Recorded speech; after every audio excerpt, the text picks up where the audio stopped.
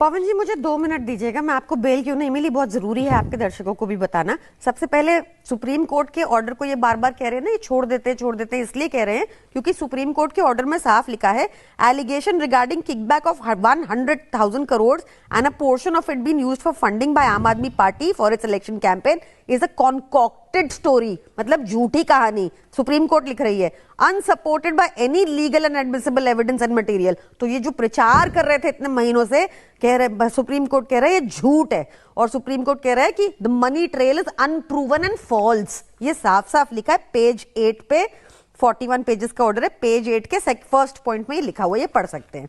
दूसरा, आपने पूछा कि बेल क्यों नहीं मिल रही, हमने सारे दरवाजे खटखटा लिए, 2 मिनट दीजिएगा।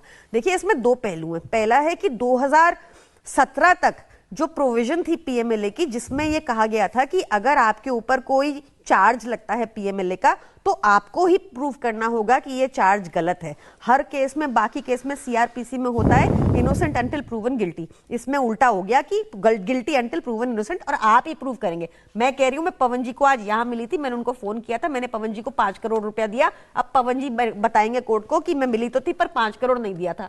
पहला। दूसरा, इसमें आपको जज को बेल की स्टेज पे ही सेटिस्फाई करना होगा कि कोई केस नहीं हुआ। अब अगर बेल की स्टेज पे पूरा केस अगर डिसाइड करना है तो हमारे केस में ट्रायल कोर्ट में 8-10 साल लगना बहुत आम बात है। 2017 ने सुप्रीम कोर्ट में इन दोनों प्रोविजंस को देखा और कहा कि ये प्रोविजन गलत है, ये अनकॉन्स्टिट्यूशनल, और इसको स्ट्राइक डाउन कर दिया।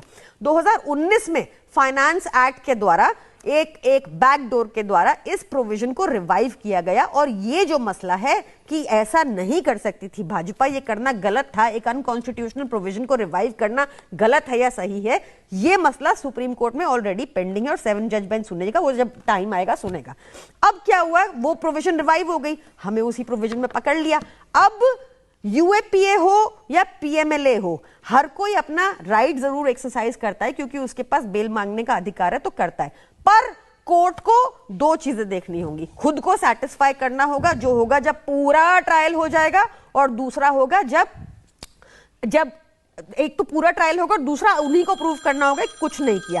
इसलिए आपने देखा सुप्रीम कोर्ट ने साफ साफ कहा कि भाई तुम्हारे पास तो 500 विटनेस है और 51,000 डॉक्यूमेंट्स है, तुम तो लगा दोगे 8 साल, तुम्हें ये मैटर 6 महीने में ही खत्म करना है क्योंकि ऐसा लॉ है पीएमएलए। ये एक दिक्कत है इस प्रोविजन की, तो ये इस बात का आंसर है।